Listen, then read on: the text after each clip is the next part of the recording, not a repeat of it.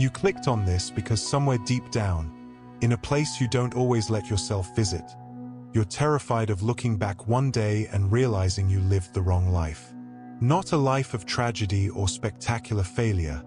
No, something far more insidious. A life of quiet surrender. A life where you did everything right and still ended up hollow. A life where the person in the mirror is a stranger wearing your face. A collection of compromises stitched together by duty and expectation. Nietzsche saw this fear in the human soul long before you ever felt it. He called it the greatest weight, the crushing question.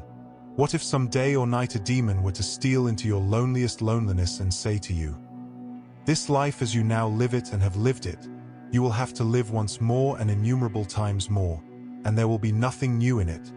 Would you not throw yourself down and gnash your teeth? That demon isn't some mythical beast. It's the voice that whispers to you at 3 a.m.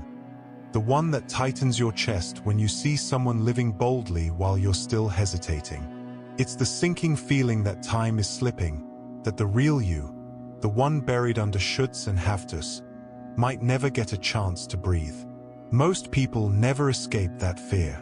They mute it with routines, with distractions, with the anesthetic of later. But later has a way of becoming never. And one day, they wake up not to a demon's taunt, but to something worse, the irreversible understanding that they had a choice. That they could have been braver. That they traded their fire for safety and called it maturity. This is what Nietzsche warned us about. Not just a philosophical idea, but a visceral, gut-level truth. Most people learn too late that they were never really living, just performing. They realized too late that the rules they followed were written by ghosts, that the approval they chased was a leash disguised as a reward.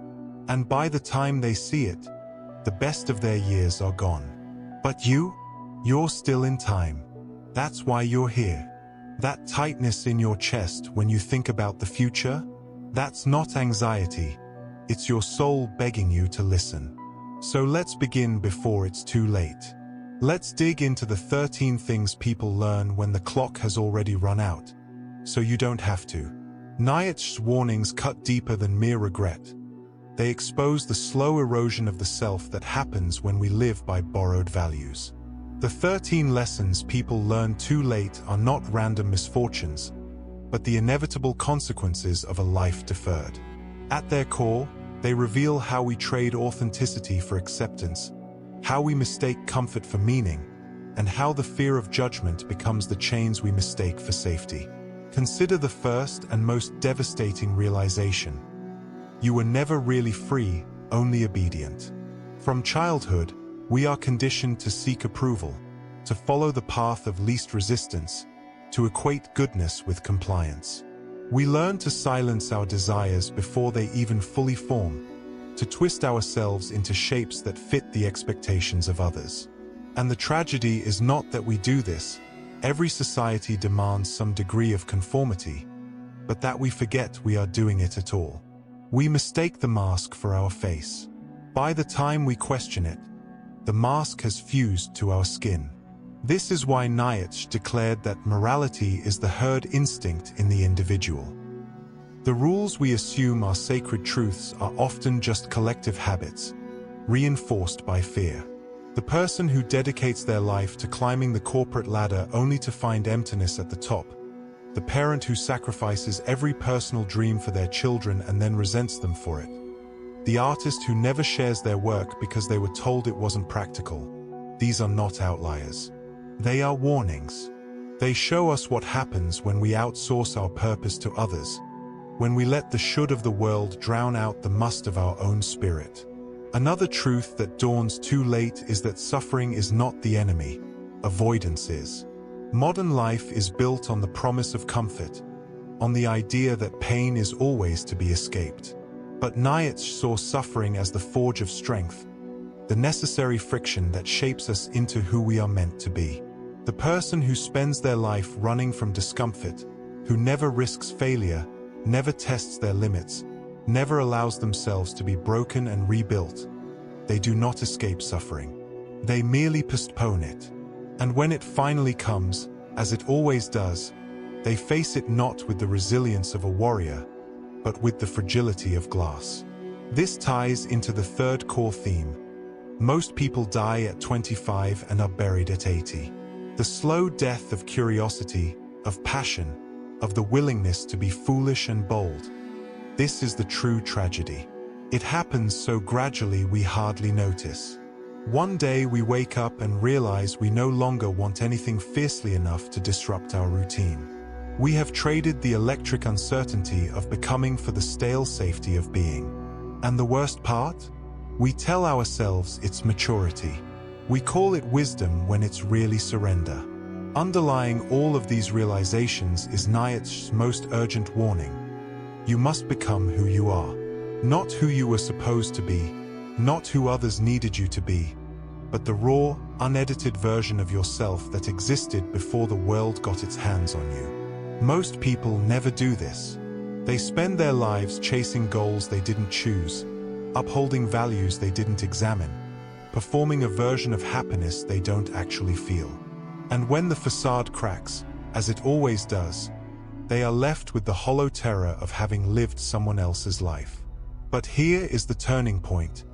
These truths are not curses. They are invitations.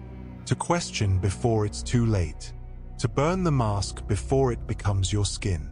To choose discomfort over delusion. The 13 lessons are not here to condemn you. They are here to wake you up.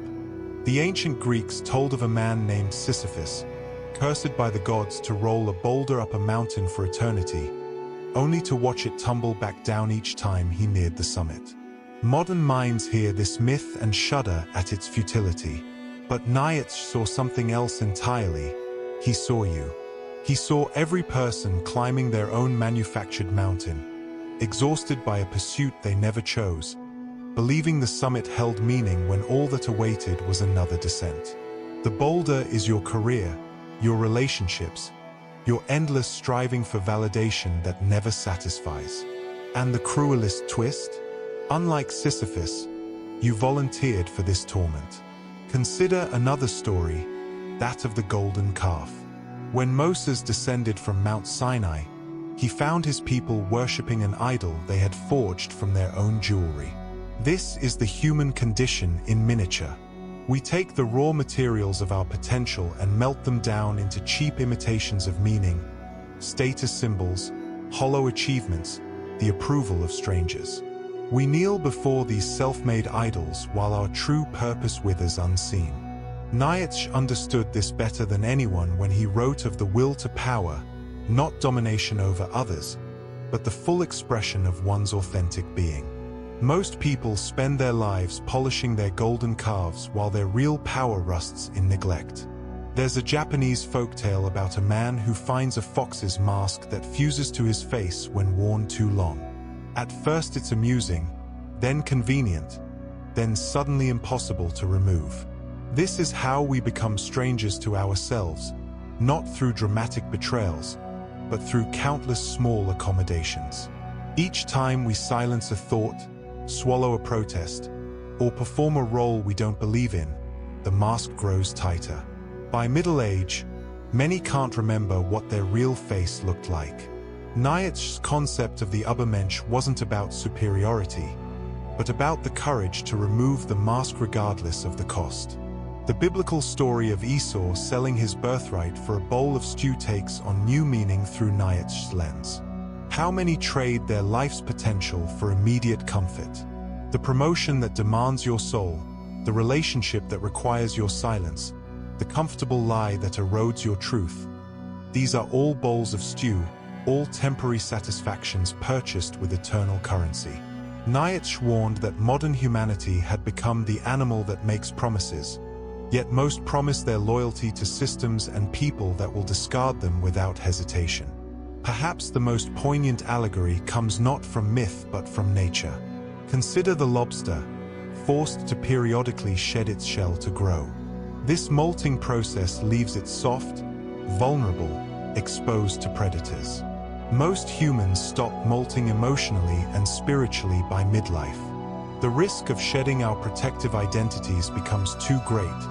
So we remain cramped in shells that no longer fit, denying our need for growth to avoid temporary discomfort.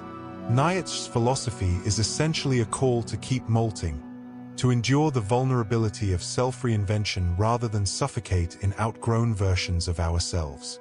These stories converge on a single truth. The tragedy isn't that we suffer, but that we suffer for false gods of our own creation. The boulder, the golden calf, the mask, the bowl of stew, the outgrown shell, they all represent lives lived in service to illusions.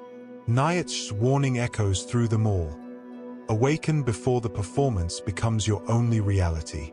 The most dangerous prison isn't the one others build around you, but the one you construct stone by stone, year by year, while calling it safety. The weight of these realizations could crush a person if left in the realm of pure philosophy, but Nietzsche was never one for armchair wisdom. His words demand action, demand that we stare into the abyss until it stares back and reveals our truest reflection. The practical integration begins with a simple but terrifying question. What would you do if you weren't afraid? Not the surface fears of failure or embarrassment, but the primal terror of breaking from the herd, of standing naked before the world with no borrowed identities to shield you. This is where most turn back, where the comfortable lies whisper that it's not too late to unsee what you've seen. But for those willing to proceed, the first step is to conduct an audit of your compromises. Not the dramatic sacrifices everyone applauds, but the quiet ones no one notices. The dreams you filed away as impractical, the truths you softened to keep peace, the parts of yourself you abandoned because they didn't fit neatly into someone else's life. Nietzsche's concept of eternal recurrence, the idea that we should live as if we'll relive every moment infinitely, becomes brutally practical when applied to daily choices. That meeting you sat through silently when you should have spoken up, you'll do it forever. That trip you postponed, that conversation you avoided, that spark of inspiration you neglected, welcome to your personal hell of infinite repetition. The real-world implication is immediate. Start canceling your subscriptions to misery, not through grand gestures, but through the accumulated weight of small rebellions. Say no when you mean no. Risk being misunderstood. Choose discomfort over self-betrayal just once today, then twice tomorrow. This is how you begin dissolving the prison bars, not by tearing them down all at once, but by noticing which ones are made of tissue paper and walking through. The workplace provides perhaps the starkest testing ground for these principles. Most modern jobs are elaborate fictions where people trade their life energy for the illusion of security while quietly dying at their desks. Nietzsche would recognize this as the ultimate slave morality, not in the economic sense, but in the spiritual surrender it requires. The practical integration here isn't necessarily quitting your job, though it might be, but rather stopping the self-deception that your compromises are temporary. They are not.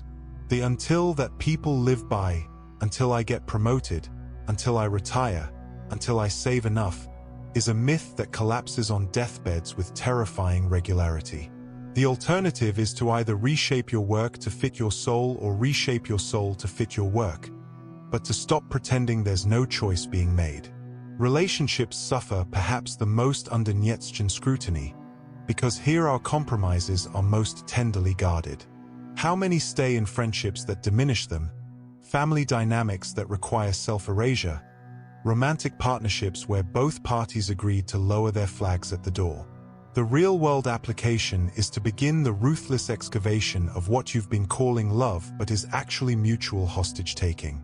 Nietzsche implores us to consider, does this relationship make me stronger or merely safer? Does it help me become who I am, or help me avoid who I might be? The answers aren't found in grand declarations but in the quiet moments, whose needs consistently cancel yours, which parts of yourself you hide to maintain the connection, whether you're growing or simply being maintained. The ultimate practical implication is this: you must become a traitor to your false selves. Each version of you that was created to please a parent, appease a partner, or conform to a system must be quietly betrayed. This isn't a call for chaos or cruelty, but for the most radical form of self-honesty, the kind that understands how many of your choices weren't choices at all, but conditioned responses wearing the mask of free will. The transformation happens in the gap between impulse and action, where you insert one crucial question: is this mine, or is this theirs? Over time, this space widens until you can no longer confuse compliance with integrity. Nietzsche's warning culminates in a transformational call that's deceptively simple. Live now as the person you'll wish you had been when it's almost too late. Not in some distant future when conditions are perfect, but today, in this meeting, this conversation, this solitary moment of choice. The tragedy isn't that people fail to become who they dreamed of being. It's that they fail to notice when they stop dreaming altogether.